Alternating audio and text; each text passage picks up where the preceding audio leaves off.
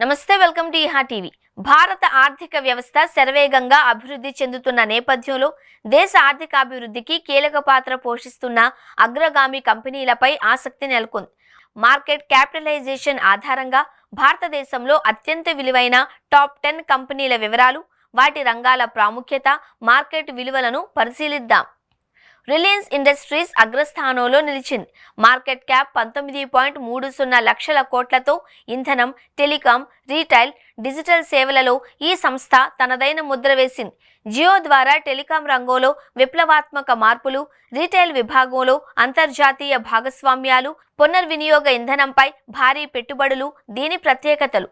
రెండో స్థానంలో HDFC bank ఉంది. 15.34 లక్షల కోట్ల మార్కెట్ క్యాప్తో భారతదేశంలో అతిపెద్ద ప్రైవేటు బ్యాంకుగా తన స్థానాన్ని సుస్థిరం చేసుకుంది. రీటైల్, కార్పొరేట్ బ్యాంకింగ్ సేవలలో ఉన్నత స్థాయిని ప్రదర్శిస్తూ హెచ్డిఎఫ్సి లిమిటెడ్తో విలీనంతో సంస్థ స్థిరత్వం మరింత పెరిగింది. భారతీ ఎయిర్టెల్ మూడో స్థానంలో నిలిచింది. 11.44 లక్షల కోట్ల మార్కెట్ క్యాప్తో మొబైల్, బ్రాడ్బ్యాండ్, డిటిహెచ్ సేవలలో దేశీయంగా, అంతర్జాతీయంగా అగ్రగామిగా ఉంది. గూగుల్తో భాగస్వామ్యం గ్రామీణ ప్రాంతాలలో ఇంటర్నెట్ విస్తరణకు దోహదపడుతోంది. టాటా కన్సల్టెన్సీ సర్వీసెస్ లక్షల కోట్లతో 4వ స్థానంలో నిలిచింది. గ్లోబల్ ఐటీ సేవల కంపెనీగా 46 దేశాలలో డిజిటల్ సేవలను అందిస్తోంది. క్లౌడ్, ఏఐ, సైబర్ సెక్యూరిటీలో పెట్టుబడులు దీని బలాన్ని పెంచుతున్నాయి. ఐసిఐసిఐ బ్యాంక్ 10.29 లక్షల కోట్లతో 5వ స్థానంలో ఉంది.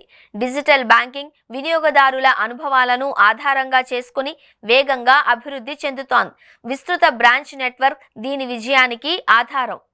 6వ స్థానంలో స్టేట్ బ్యాంక్ ఆఫ్ ఇండియా నిలిచింది. 7.24 లక్షల కోట్ల మార్కెట్ క్యాప్తో ఇది దేశంలో అతిపెద్ద ప్రభుత్వ రంగ బ్యాంకుగా 22,000కు పైగా బ్రాంచ్లతో దేశవ్యాప్తంగా విస్తరించి ప్రభుత్వ రంగంలో కీలక పాత్ర పోషిస్తోంది. ఇన్ఫోసిస్ 7వ స్థానంలో ఉంది. 6.81 లక్షల కోట్ల మార్కెట్ క్యాప్తో 50 దేశాలలో సేవలు అందిస్తూ గ్లోబల్ ఐటీ రంగంలో ముఖ్య స్థానాన్ని కలిగి ఉంది.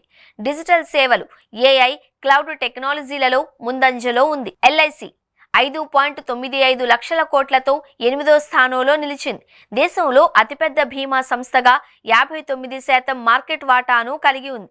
బీమా సేవలతో పాటు పెట్టుబడులలోనూ కీలక పాత్ర పోషిస్తోంది. బజాజ్ ఫైనాన్స్ 9వ స్థానంలో నిలిచింది.